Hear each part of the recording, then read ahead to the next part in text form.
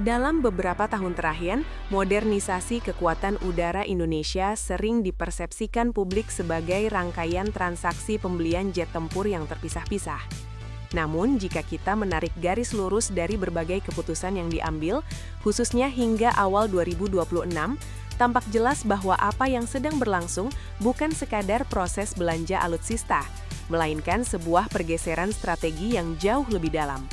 Pergeseran ini menyentuh cara Indonesia memandang ancaman, memaknai kedaulatan, dan menempatkan diri di tengah pusaran geopolitik global yang semakin keras dan tidak menentu. Titik balik yang paling jelas terlihat muncul pada awal Februari 2026, ketika laporan dari ajang internasional Singapore Air Show mengonfirmasi sesuatu yang sebelumnya hanya beredar sebagai spekulasi. Kesepakatan pengadaan jet tempur F-15EX antara Indonesia dan Amerika Serikat secara efektif berakhir. Bukan karena pengumuman resmi pembatalan dari Jakarta, melainkan melalui pernyataan lugas dari pihak pabrikan, Boeing, yang menyebut bahwa kemitraan F-15 dengan Indonesia sudah tidak lagi menjadi kampanye aktif. Dalam bahasa korporasi, kalimat itu adalah penutup yang sangat tegas. Artinya, negosiasi yang berjalan bertahun-tahun telah mencapai titik buntu, dan pihak produsen memilih untuk menarik diri. Keputusan ini penting bukan karena Indonesia kehilangan kesempatan memiliki jet tempur kelas berat yang sangat disegani, tetapi karena ia membuka jendela besar untuk melihat cara berpikir strategis para perencana pertahanan nasional. F-15EX bukan pesawat biasa, ia adalah simbol supremasi udara, platform dengan daya jelajah, daya angkut senjata, dan teknologi yang dirancang untuk dominasi total. Namun justru disitulah letak persoalannya. Harga paket lengkap untuk 24 unit F-15EX diperkirakan mencapai hampir 14 miliar dolar Amerika Serikat, sebuah angka yang sangat besar jika diletakkan dalam konteks anggaran pertahanan Indonesia secara keseluruhan. Perbandingan dengan pengadaan 42 unit Dassault Rafale dari Prancis memperjelas dilema ini. Dengan nilai sekitar 8 miliar dolar, Indonesia memperoleh hampir 2 kali lipat jumlah pesawat, lengkap dengan kemampuan perang elektronik, superioritas udara, dan fleksibilitas misi yang sangat tinggi. Selisih harga yang mencolok ini memunculkan pertanyaan mendasar.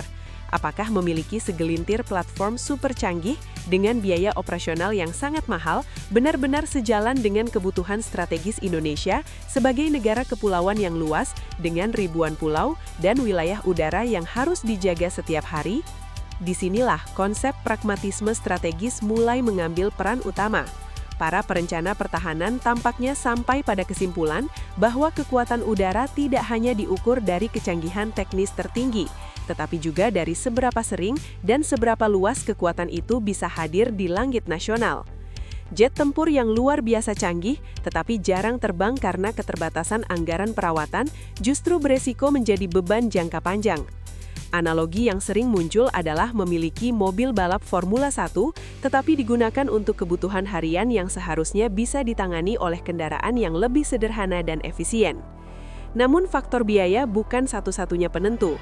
Ada lapisan psikologis dan historis yang jauh lebih dalam yang kerap disebut oleh para analis sebagai F-16 PTSD. Istilah ini memang tidak resmi, tetapi sangat tepat menggambarkan trauma strategis yang masih membekas kuat dalam ingatan institusional Indonesia. Pada era 1990-an hingga awal 2000-an, embargo senjata yang diberlakukan oleh Amerika Serikat dan sekutunya membuat armada F-16 Indonesia praktis lumpuh. Pesawat-pesawat itu ada secara fisik, tetapi tidak bisa dioperasikan secara optimal karena keterbatasan suku cadang dan dukungan teknis. Pengalaman pahit tersebut mengajarkan satu pelajaran mahal, bahwa ketergantungan pada satu pemasok utama, terlebih pemasok yang mengaitkan penjualan senjata dengan agenda politik dan isu hak asasi manusia, adalah risiko strategis yang tidak bisa ditoleransi. Keputusan miliaran dolar hari ini, dengan demikian, bukan hanya soal teknologi dan anggaran, tetapi juga soal memori kolektif dan tekad untuk tidak mengulangi kesalahan yang sama. Dari sinilah prinsip politik luar negeri bebas aktif menemukan bentuknya yang paling konkret dalam kebijakan pertahanan. Alih-alih menggantungkan diri pada satu negara atau satu blok kekuatan, Indonesia memilih untuk menyebar resiko melalui diversifikasi pemasok. Langkah ini bukan berarti Indonesia memusuhi Barat atau berpaling sepenuhnya ke timur. melainkan sebuah upaya sadar untuk menjaga otonomi strategis. Dengan membeli alutsista dari berbagai negara, Indonesia memastikan bahwa jika suatu saat terjadi tekanan politik atau embargo dari satu pihak, kemampuan pertahanannya tidak serta-merta lumpuh. Hasil dari cara berpikir ini adalah lahirnya konsep armada berlapis atau fleet mix yang kini menjadi fondasi arsitektur kekuatan udara Indonesia. Dalam konsep ini, tidak semua jet tempur harus berada di tingkat teknologi dan biaya yang sama. Sebaliknya, setiap lapisan memiliki peran spesifik yang saling melengkapi. Di lapisan teratas, Indonesia menempatkan Rafale sebagai tulang punggung kekuatan udara. Pesawat ini dirancang untuk misi paling kompleks, mulai dari superioritas udara, asangan strategis jarak jauh, hingga perang elektronik. Penempatan batch awal Rafale di Pangkalan Udara Ruesmin Nurjadin bukanlah kebetulan. Lokasinya yang berhadapan langsung dengan kawasan Laut Cina Selatan mengirimkan sinyal strategis yang jelas, baik ke dalam maupun ke luar negeri. Indonesia menunjukkan bahwa ia serius menjaga wilayah udaranya di kawasan yang semakin sensitif secara geopolitik, tanpa harus terlibat dalam aliansi militer formal dengan kekuatan besar manapun. Di lapisan tengah, muncul pilihan yang sempat mengejutkan banyak pengamat, yakni rencana akuisisi jet tempur J-10C dari Tiongkok. Pesawat ini berfungsi sebagai pengisi celah kekuatan atau gap filler, sambil menunggu seluruh armada Rafale tiba dan mencapai kesiapan operasional penuh. J-10C dipilih bukan tanpa alasan. Selain dapat didatangkan dalam waktu relatif cepat, biaya operasionalnya jauh lebih rendah dibandingkan jet kelas berat barat. Lebih dari itu, pesawat ini telah mendapatkan reputasi sebagai platform yang teruji dalam pertempuran regional, khususnya dalam konflik udara antara Pakistan dan India. Pada lapisan bawah, Indonesia menjejaki JF-17 Thunder dari Pakistan sebagai platform patroli yang efisien, pesawat serang darat ringan, sekaligus jet latih lanjut. Dengan harga yang jauh lebih terjangkau, JF-17 memungkinkan Indonesia untuk meningkatkan kuantitas armada tanpa mengorbankan kemampuan dasar yang dibutuhkan untuk menjaga wilayah udara nasional. Dalam konteks negara kepulauan yang sangat luas, kehadiran jumlah pesawat yang memadai seringkali sama pentingnya dengan kecanggihan teknologi tertinggi. Logika besar di balik semua ini sederhana namun sangat strategis.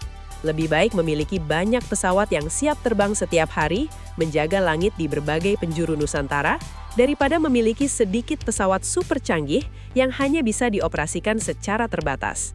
Availability rate atau tingkat kesiapan operasional menjadi parameter kunci dalam perhitungan ini. Kekuatan udara yang efektif adalah kekuatan yang hadir, bukan sekedar yang tercatat di atas kertas. Namun, di balik semua keuntungan dari diversifikasi ini, terdapat tantangan besar yang tidak bisa diabaikan. Tantangan itu bernama interoperabilitas. Mengintegrasikan sistem senjata, data link, dan doktrin operasi dari berbagai ekosistem teknologi yang berbeda adalah pekerjaan yang sangat kompleks. Rafale menggunakan sistem dan standar Prancis. J-10C dan JF-17 berasal dari ekosistem teknologi Tiongkok dan Pakistan, sementara Indonesia juga masih mengoperasikan F-16 dengan standar NATO. Menyatukan semua ini dalam satu jaringan komando dan kendali yang aman dan efektif adalah tantangan strategis yang akan menentukan keberhasilan jangka panjang. Analogi sederhananya adalah mencoba membuat perangkat dari ekosistem yang berbeda, seperti iPhone, Android, dan Windows, agar dapat berkomunikasi secara lancar menggunakan satu sistem yang sama, tanpa celah keamanan dan tanpa kebocoran data. Tantangan ini tidak hanya bersifat teknis, tetapi juga menyangkut sumber daya manusia, pelatihan, manajemen logistik, dan pengembangan doktrin tempur yang benar-benar baru. Pada akhirnya, pergeseran strategi kekuatan udara Indonesia menunjukkan kedewasaan dalam berpikir geopolitik. Indonesia tidak mengejar simbol prestis semata, tetapi membangun kekuatan yang relevan dengan kebutuhan, kemampuan, dan realitas strategisnya sendiri. Pertanyaan terpenting ke depan bukan lagi tentang pesawat apa yang dibeli, melainkan tentang bagaimana semua sistem ini diorkestrasikan dalam satu arsitektur pertahanan nasional yang kohesif. Di sanalah masa depan kedaulatan udara Indonesia akan benar-benar diuji, bukan di hanggar atau pameran udara, tetapi di ruang kendali, jaringan nata, dan doktrin pertempuran yang menjadi otak dari seluruh kekuatan tersebut.